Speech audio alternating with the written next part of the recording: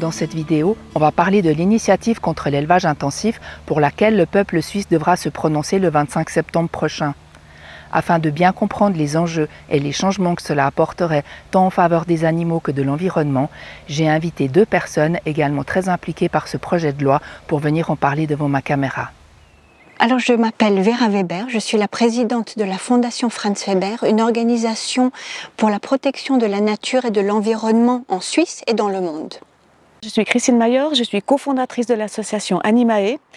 Le but de notre association, c'est de tenter une concertation avec les pouvoirs publics et politiques de manière à améliorer la condition des animaux, particulièrement les animaux dits de rente, les animaux d'élevage. Alors, cette initiative veut introduire la dignité animale dans la Constitution, la dignité animale pour les animaux de rente. En Suisse, on nous abreuve d'images ludiques d'animaux heureux qui gambadent dans les prairies. Ce sont les publicités qu'on nous montre tous les jours depuis 2 ans, encore plus qu'avant. Finalement, ce que demande l'initiative, c'est exactement ça. Des animaux heureux qui gambadent dans les prairies. Elle demande que tous les animaux aient cette même vie qu'on nous vend dans la publicité.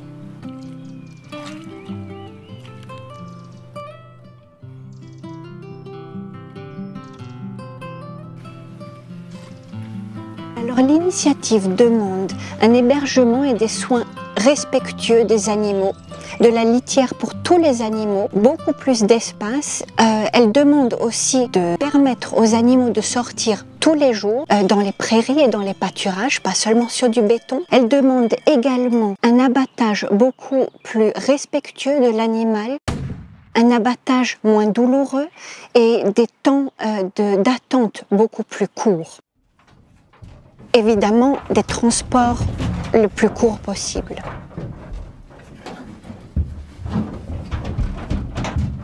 L'initiative demande également de réduire, de diminuer la taille des groupes dans les élevages, dans les étables et dans les pâturages. De, par exemple, identifier des animaux blessés ou des animaux malades et de pouvoir ainsi les soigner de façon beaucoup plus efficace.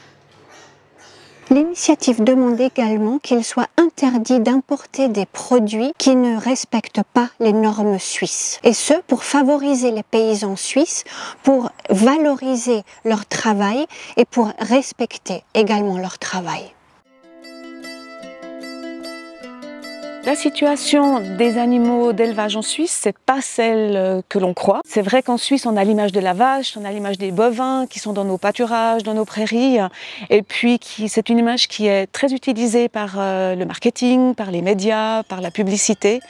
Et en fait, c'est pas ça la réalité de l'élevage en Suisse.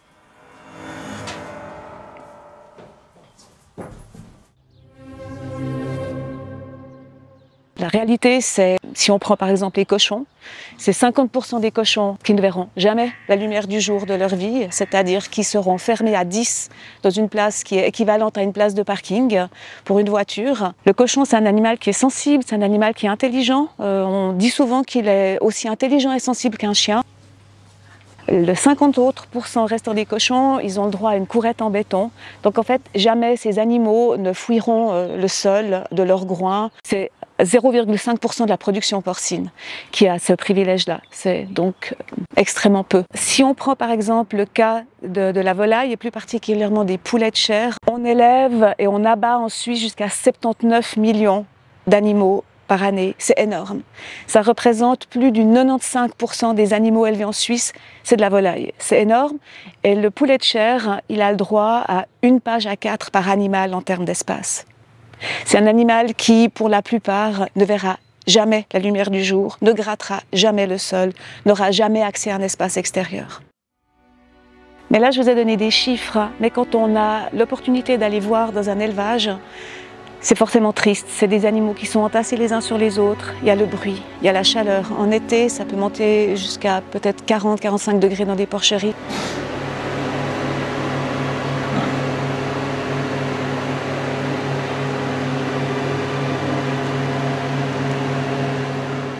Il y a les odeurs, il y a des animaux qui sont blessés, qui sont malades, qui sont voire morts, qui gisent à côté de leurs compagnons. C'est douloureux à voir et on ne parle pas de chiffres, on parle vraiment de maltraitance animale.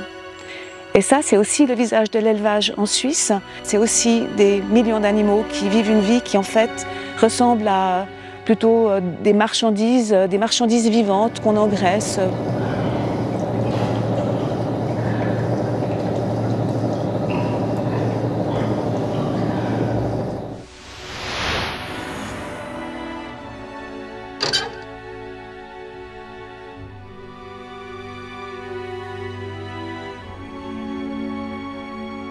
Les opposants à l'initiative vous diront qu'en Suisse, 73% des animaux d'élevage ont accès à un espace naturel extérieur. Les initiants évaluent ce pourcentage à 12%. Je pense qu'il est important de comprendre d'où vient cette énorme différence. En fait, ce que fait l'agriculture, pas forcément l'agriculture suisse, mais l'agriculture de manière générale, c'est qu'elle compte en UGB. UGB, c'est l'acronyme pour unité de gros bétail. En gros, c'est une vache est égale à 250 poulets. C'est comme si les agriculteurs, ils mettent tous les animaux de rente sur une énorme balance et qu'effectivement, quand on a le poids total de tous les animaux de rente, effectivement, il y a 73% des animaux qui sortent. Mais les bœufs, les vaches, elles pèsent lourd sur cette balance. Le poulet, il pèse quasiment rien. C'est ce qui fait qu'à un moment donné, nous, on compte par tête d'animal. C'est-à-dire que si on compte tous les animaux suisses qui vivent dans nos élevages, il n'y en a que 12% qui ont accès à un espace naturel extérieur. Et si on arrive à ce pourcentage-là, c'est parce que le 97% des poulets de chair n'ont pas accès à un espace extérieur naturel. En Suisse, les consommateurs, les consommatrices, principalement pour des raisons de santé, se détournent de la viande rouge et optent pour de la viande blanche. Donc la viande de poule, la viande de poulet, la volaille. C'est ce qui fait que chaque année, on abat toujours plus d'animaux. Ce qu'il faut savoir, c'est que parmi ces animaux abattus, 79 millions d'entre eux sont des poulets de chair. Et ce qu'il faut aussi savoir, c'est qu'on importe encore 42% de poulets de chair pour répondre à la demande en viande blanche en Suisse.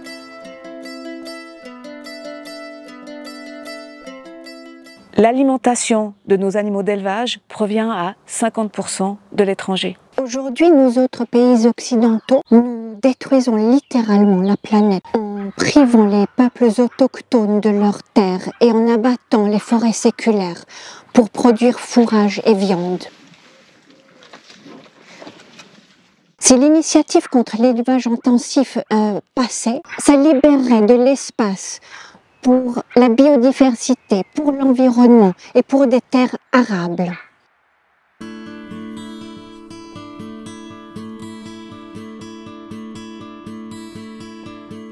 L'initiative laisse un délai transitoire pour se mettre aux normes de 25 ans. Cela correspond à une génération et ça donnera aux paysans la possibilité d'amortir leurs investissements et de se retourner finalement. Par contre, les nouvelles exploitations devront être aux normes directement. Les paysans suisses sont aujourd'hui déjà soumis à une énorme concurrence depuis l'étranger et cette initiative permettrait de mettre fin à cette concurrence et de respecter enfin leur travail. Réduire de manière conséquente notre consommation de produits issus d'animaux résoudrait non seulement bon nombre de problèmes écologiques et alimentaires, mais contribuerait à prévenir de futures pandémies qui, pour la majorité d'entre elles, trouvent origine dans notre consommation et notre utilisation des animaux. Aujourd'hui, les consommateurs ont le choix d'acheter des produits issus d'une production particulièrement respectueuse des animaux. Les animaux, qui sont des êtres sensibles, capables de souffrir, capables de ressentir la douleur, n'ont pas le choix. Ils ne peuvent pas choisir la manière dont ils sont élevés. C'est pour ça que c'est de notre devoir de leur offrir une vie digne de ce nom. En votant oui à l'initiative contre l'élevage intensif, nous ferons un grand pas dans cette direction.